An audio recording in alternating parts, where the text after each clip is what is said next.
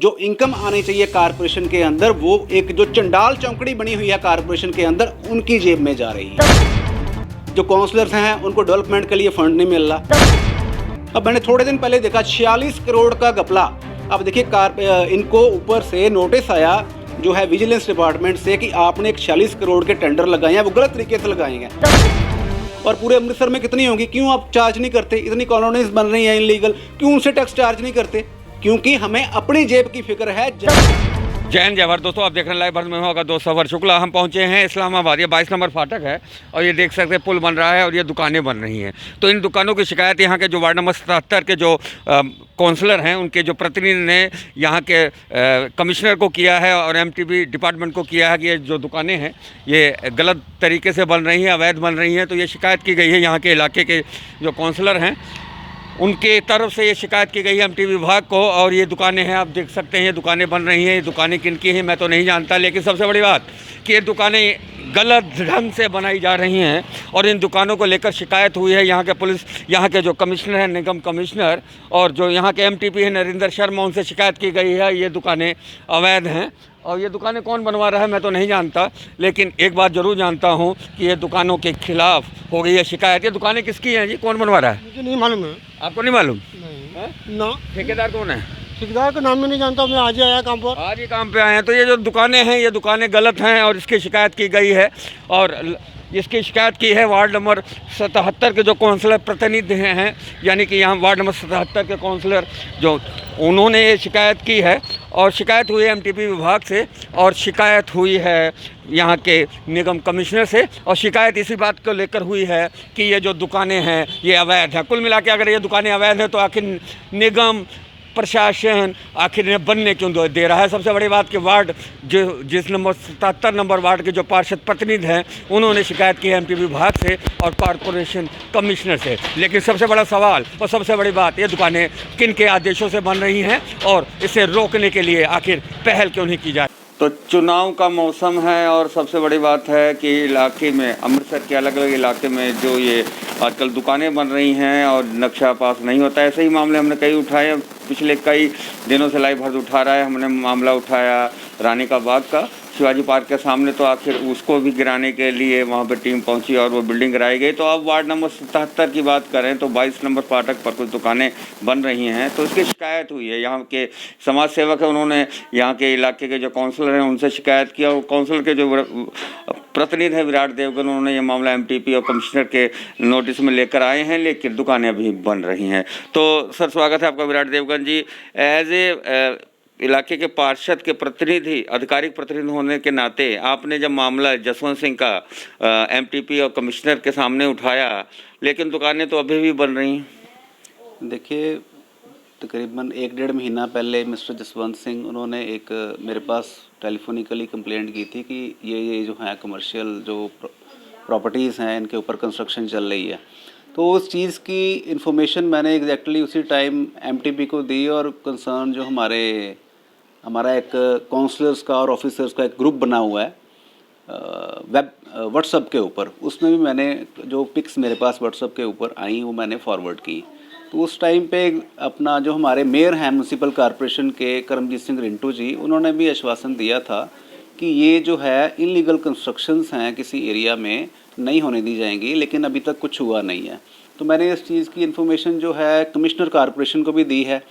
देखो मैं पहले भी 1-2 बार कह चुका हूँ कि काउंसलर का ये काम नहीं है कि बिल्डिंगों को ढूंढता फिरे और जाके कॉरपोरेशन को बताया जी ये बिल्डिंग से ले लो, ये बिल्डिंग से ले लो, ये बिल्डिंग से ले लो।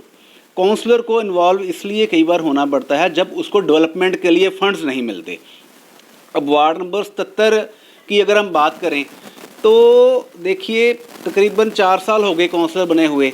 म्यूनसिपल कॉरपोरेशन अमृतसर की ओर से 9 लाख रुपए के स्टार्टिंग में टेंडर लगाए गए, उसके बाद 40 लाख के एक टेंडर लगाए गए। स्टिल नो कॉरपोरेशन की ओर से कोई भी टेंडर 77 नंबर वार्ड में तो नहीं लगाया गया।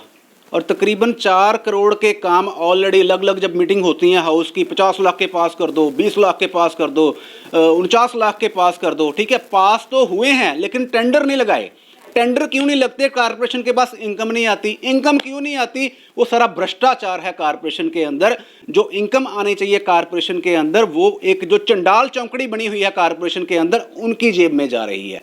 और इसके खिलाफ पहले भी कंप्लेंट दे चुके हैं। मैंने तो मुख्यमंत्री को कंप्लेंट की इस चीज़ों की, 8 पॉइंट्स उसके ऊपर उठाए मैंने। सीएम साहब, आप देखिए अमृतसर में क्या हो रहा है। जो काउंसलर्स हैं उनको डेवलपमेंट के लिए फंड नहीं मिल रहा, और जो जनरेट होना चाहिए, जो इनकम जनरेट होनी चाहिए कारपोरेशन की, देखो सारे शहर की मालक कारपोरेशन है, लाइसेंसिंग फीसें हैं, प्रॉपर्टी टैक्स है, जो एडवर्टाइजमेंट की जो हैं टैक्स हैं, और इसके अलावा जो बिल्डिंग्स के टैक्स हैं, ये सब कुछ होते हुए भी बार बार टेंडर क्यों नहीं लगाए जाते? 2-3 महीने के बाद टेंडर लगाने चाहिए इनको। क्यों FNCC का कहानी डाल लेते हैं, इसकी कहानी डाल लेते हैं, उसकी कहानी डाल लेते हैं। अब मैंने थोड़े दिन पहले देखा 46 करोड़ का घपला। अब देखिए इनको ऊपर से नोटिस आया जो है विजिलेंस डिपार्टमेंट से कि आपने एक 46 करोड़ के टेंडर लगाए हैं, वो गलत तरीके से लगाए हैं, उसमें अनियमितताएं बदली गई हैं, और किसी एक पार्टी को टेंडर देने के लिए आपने गलत काम किया है उसमें। आप इस तरह के भ्रष्टाचार क्यों कांग्रेस गवर्नमेंट में लेके आ रहे हो? हम इसको फेवर नहीं करते। आप साफ़ सुथरा तरीका अपनाइए। और जो काउंसलर्स हैं हमारे 77 नंबर वार्ड में, बहुत सारे डेवलपमेंट होने वाली है। अगर कोई समाज सेवक या कोई किसी का कंप्लेंट करता है तो उस उन बिल्डिंग से प्रॉपर टैक्स लेना चाहिए। 12-13 बिल्डिंग्स हैं वार्ड नंबर 77 में, और पूरे अमृतसर में कितनी होंगी? क्यों आप चार्ज नहीं करते? इतनी कॉलोनीज बन रही हैं इनलीगल, क्यों उनसे टैक्स चार्ज नहीं करते? क्योंकि हमें अपनी जेब की फिक्र है, जनता की डेवलपमेंट किस तरीके से करनी है, गलियों को किस तरीके से बनाना है, ग्रास रूट लेवल पे हमने क्या काम करने हैं, एजुकेशन का कैसे करना है, हेल्थ का कैसे करना है, उन चीज़ों के ऊपर हमारा ध्यान ही नहीं है। ये गलत चीज़ है। जिम्मेदार एक आदमी या जैसे आपने बोला चंडाल चौकड़ी? देखिए, जिम्मेदार तो चंडाल चौकड़ी है, और मैं उम्मीद करता हूँ कि हमारे मानयोग मेयर सरदार करमजीत सिंह रिंटू जी, ये जो चंडाल चौकड़ी कारपोरेशन के अंदर बैठी हुई है, उसके ऊपर सख्त एक्शन लेंगे। और कुछ और भी डिपार्टमेंट है, मैं ये नहीं कहता कि कल ये कारपोरेशन में ही भ्रष्टाचार है, कुछ और डिपार्टमेंट्स भी हैं, चाहे रेवेन्यू है, चाहे इंप्रूवमेंट ट्रस्ट अमृतसर है, उनमें भी गलत सिस्टम चलता है। तो सरकार को इस पर ध्यान देना चाहिए। हम तो इसके खिलाफ आवाज़ उठाते रहे हैं और आगे भी उठाते रहेंगे। दुकानें आज भी काम चल रहा है, क्या होगा? कुछ होगा भी नहीं, 1.5 महीने तो पहले कहा था, कुछ होना भी है या नहीं? देखियो, मैं 4 दिन पहले जो है कुछ डेवलपमेंट के कामों के रिगार्डिंग म्यूनसिपल कॉर्पोरेशन के जो कमिश्नर हैं, नए जो आए हैं IAS ऑफिसर जग्गी जी, उनके पास गया था। तो उनको मैंने बताया था कि किस तरीके के साथ जो कॉर्पोरेशन की इनकम है बढ़ सकती है, और जो बिल्डिंग्स इनलीगल बन रही हैं एरिया में, मेरे पास जो कंप्लेंट आई थी वो भी उनको फॉरवर्ड की थी। तो उन्होंने तुरंत मेरे सामने ही MTP को हिदायत दी थी कि ये जो बिल्डिंग्स हैं इनको देखा जाए और प्रॉपर टैक्स इनसे चार्ज किया जाए। क्यों नहीं हुआ अभी तक, या क्या उसमें कमी रह गई है, तो ये तो अधिकारी ही बता सकते हैं।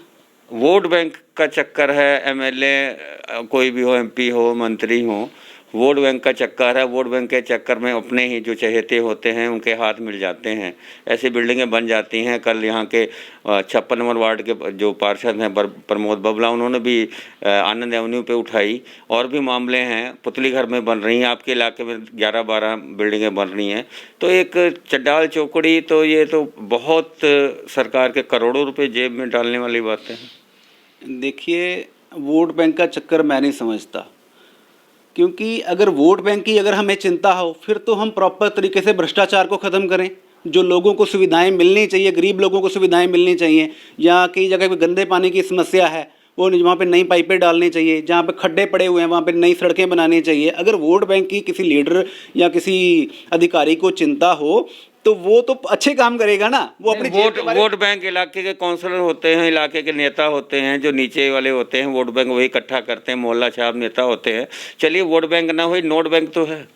नोट बैंक समझ सकते हैं, नोट बैंक ही है। चलिए, नोट बैंक ही है तो, लेकिन आप नोट करें, हम लाइव भारत आवाज़ उठाते रहेंगे। और ये बिल्डिंग जो दुकानें बन रही हैं और ये कहीं ना कहीं नियमों को ताक पर रखकर बन रही हैं। 1.5 महीने पहले शिकायत हुई, लेकिन आज तक ये बिल्डिंगें वैसे के वैसे बन रही हैं।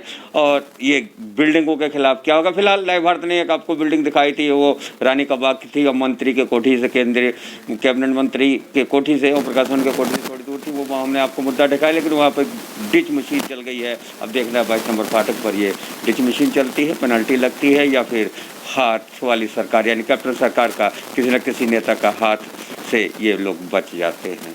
तो आप देख रहे थे लाइव भारत, देखते रहे लाइव भारत। जय हिंद, जय भारत।